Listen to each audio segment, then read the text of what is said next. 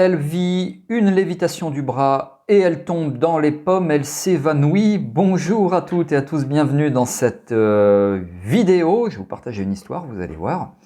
Je suis David Vigneron, je suis formateur en hypnose clinique, EFT, par ailleurs infirmier diplômé d'État. C'est un plaisir pour moi de vous accueillir sur cette chaîne YouTube à laquelle vous pouvez vous abonner. Pour cela, cliquez sur le bouton s'abonner et activer la cloche de notification pour être informé lorsque je sors de nouvelles vidéos, et c'est quelque chose de tout à fait régulier. Alors profitez-en.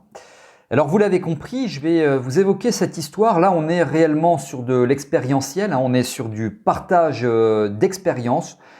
Pas très vieille, ça fait un peu moins de 1 an que j'ai vécu cette expérience. Donc voilà, donc c'est relativement frais. Je vais vous expliquer comment je m'en suis sorti. Je vais vous rappeler, si vous ne savez pas encore, pourquoi utiliser les lévitations hypnotiques. Donc lévitation de bras, ce qu'on appelle phénomène idéomoteur. Voilà, je vais vous expliquer tout ça. On va voir quelques petites choses assez sympas dans cette vidéo. Vous pouvez prendre des notes, n'hésitez pas.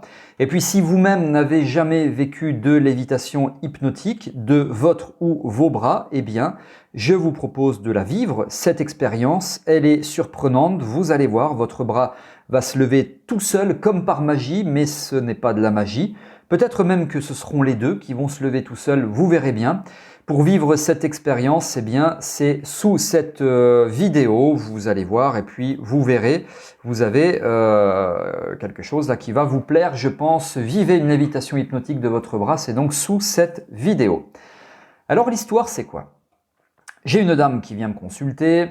En plus, cette dame est infirmière et qui, alors je ne vais pas forcément vous donner la problématique pour laquelle elle est venue me voir, peu importe, ça n'a strictement aucune importance.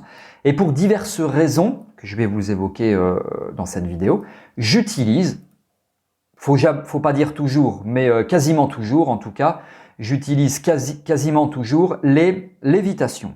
Alors je lui explique, enfin je fais tout mon travail, j'explique ce que c'est l'hypnose, ce que n'est pas l'hypnose. Elle va vivre une lévitation du bras, ça va être surprenant. J'explique quel est l'intérêt, enfin quels sont les intérêts au pluriel, parce qu'il y a des intérêts à vivre cette lévitation du bras. Je la conditionne, etc.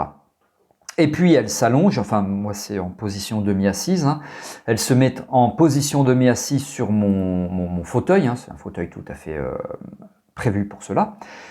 Confortable, etc.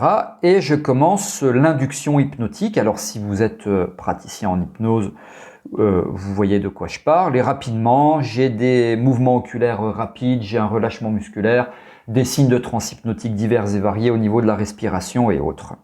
Et donc, je commence l'étape de lévitation du bras.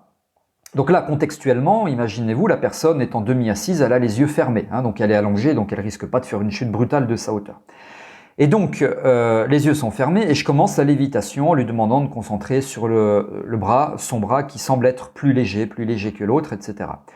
Et au bout de, allez, je sais pas, je vais dire une quinzaine de secondes, donc assez rapidement, parce que les lévitations, ça commence en général au bout de 2 minutes, parfois 3-4 minutes, bon, en général 2 minutes. Au bout d'une quinzaine de secondes, je vois les doigts qui commencent à bouger, donc c'est bon signe, ça veut dire que la main va décoller, la lévitation va commencer. Et fait et dit, 1 minute plus tard, enfin ça va extrêmement vite, la lévitation commence, donc ça commence par le poignet, comme c'est très souvent le cas pour, en tout cas la majorité des personnes. Le poignet commence à se lever, puis l'avant-bras, puis le bras décolle, et à ce moment-là, la main qui commence à se lever se rapproche du visage de cette personne pour faire un effet un petit peu ventilateur, je ne sais plus le terme pour l'accessoire qu'on utilise pour faire du vent. Enfin voilà, elle utilise sa main pour faire du vent. Bon, évidemment, je me rends compte que c'est pas normal. Je lui demande ce qui se passe. Donc d'ailleurs, c'est la preuve que la personne a toujours la possibilité de reprendre le contrôle d'elle-même quand elle est en état d'hypnose. Et je la vois commencer à transpirer légèrement. J'étais pas sur des sueurs profuses. Je vois qu'elle commence à perler un tout petit peu, et je lui dis mais qu'est-ce qui se passe? Est-ce que tout va bien? Elle me dit non, je suis pas bien, je sens que je vais faire un malaise vagal. Alors je vous rappelle, elle est infirmière, donc, probablement comme la plupart des personnes, elle a déjà fait un malaise vagal, donc elle connaît, puis elle a la connaissance puisqu'en plus elle est infirmière. Mais pourquoi ça? Elle me dit parce que mon bras monte tout seul et je suis choqué, quoi. C'est hyper impressionnant. Bon, et là je me rends compte qu'effectivement elle fait un malaise vagal parce qu'entre-temps elle ouvre spontanément les yeux. Enfin voilà, j'ai tous les signes d'un malaise vagal. Donc lévitation du bras, ça m'est arrivé qu'une seule fois, je vous le dis, hein, j'ai tenu à partager ça parce que c'est de l'expérientiel. Alors les malaises vagaux, ça m'est déjà arrivé dans d'autres circonstances. Et ça va être l'occasion pour moi de vous expliquer ce qu'est un malaise vagal. Donc c'est pas grave, hein, et elle perd connaissance, mais vraiment 3 secondes, hein, d'où le titre de la vidéo, elle tombe dans les pommes. Donc le malaise vagal peut conduire à une perte de connaissance. Donc ça dure 5 secondes, voilà, 5-10 secondes, je sais pas, enfin c'est très rapide, moins de 10 secondes très certainement. C'est très rapide, je la stimule un petit peu et elle revient à elle, et puis je réussis tant bien que mal avec son accord, enfin on gère le truc comme on peut, quoi, hein, l'allonger par terre et à lui surélever les jambes parce que c'est ce que l'on doit faire quand on est confronté à une personne qui fait un malaise vagal. Bon, voilà, donc lévitation du bras, elle reprend la maîtrise d'elle-même, elle était en état hypnotique, hein, puisque je l'ai vu grâce à la lévitation et les autres signes de transe hypnotique. Elle fait son malaise vagal, elle perd connaissance, elle tombe dans les pommes durant quelques secondes et puis je fais tout ce qu'il faut pour qu'elle revienne à elle. Et puis voilà, j'ai géré le malaise vagal et en 10 minutes, tout était géré, un petit verre d'eau et puis tout va bien. Alors, est-ce qu'on a poursuivi la séance? Alors oui, on a poursuivi la séance à sa demande parce qu'au bout du compte, elle m'a dit, alors c'est génial, mis à part le malaise vagal, mais je découvre un truc que j'avais jamais découvert, je savais pas que ça existait. Et bah, j'ai rebondi sur ce qu'elle me dit parce que moi aussi, j'ai découvert ça quelques années avant elle, hein. Je ne savais pas que ça existait. Pendant mes études, on me l'avait jamais appris. Enfin voilà, je ne savais pas que ça existait. Alors moi, ça a été plutôt de la surprise quand j'ai vécu la première fois de lévitation du bras, parce que c'était en formation durant laquelle mon objectif était de trouver quelles étaient les arnaques, où était planqué le charlatanisme s'agissant d'hypnose. J'étais un tout petit peu dans cette dynamique-là quand même. Bon, j'ai découvert qu'en fait, il n'y avait pas du tout de charlatanisme, il n'y avait rien de tout ça. Mais enfin, grâce à la lévitation du bras que j'ai vécu. Et donc, ça me permet de rebondir, de faire plutôt un lien, d'établir un lien sur pourquoi est-ce que les lévitations sont puissantes, les phénomènes idéomoteurs sont puissants, tout simplement parce que déjà, ça renforce le convincing. Le convincing, c'est vous devez convaincre votre consultant que l'hypnose fonctionne, que vous allez pouvoir l'aider, etc. C'est du conditionnement. À la question, est-ce que c'est de la manipulation? Je réponds oui, c'est de la manipulation, mais bienveillante. Ça pourrait faire l'objet d'une vidéo, cette histoire de manipulation bienveillante. Et donc, pour moi, c'est un excellent outil de convincing, cette lévitation. Il n'y a pas que ça, il y en a d'autres, mais c'est un excellent outil de convincing, donc il faut l'utiliser. Personnellement, c'est à partir de là que je me suis dit, bah oui, l'hypnose, ça fonctionne. J'ai jamais appris, je savais pas, mais du coup, je vais me former, je vais aller jusqu'au bout. J'ai suivi quelques formations de spécialisation, etc. Et puis, j'en suis là aujourd'hui. Et pour cette dame, eh bien, comme je le disais il y a quelques instants, on a continué la séance avec son accord, hein, c'est même elle qui m'a demandé, donc on a continué la séance, tout s'est très très bien passé et en 2 séances, c'était une phobie, je vous le dis, c'était une phobie assez marquée depuis une trentaine d'années. Et bien en 2 séances, ça a très très très bien fonctionné. Et je pense que bien, la lévitation du bras a quand même aidé, a grandement aidé à ce que ça fonctionne. Du coup, je mets le malaise vagal entre parenthèses parce que ne cherchez pas à provoquer des malaises vagaux chez vos consultants, bien entendu. Donc pourquoi est-ce que les lévitations hypnotiques sont puissantes? Pourquoi est-ce que tout thérapeute, à mon sens, pratiquant l'hypnose devrait maîtriser forcément les lévitations hypnotiques? Eh bien parce que d'abord c'est un excellent signe, un excellent outil de convincing. Pour renforcer le convincing, c'est un excellent convinceur. Deuxièmement, c'est un excellent signe de transe hypnotique parce que la respiration qui ralentit, oui, mais bon, quand on est calme, elle ralentit. Les mouvements oculaires rapides, oui, mais quand on dort, il y a les mouvements oculaires rapides.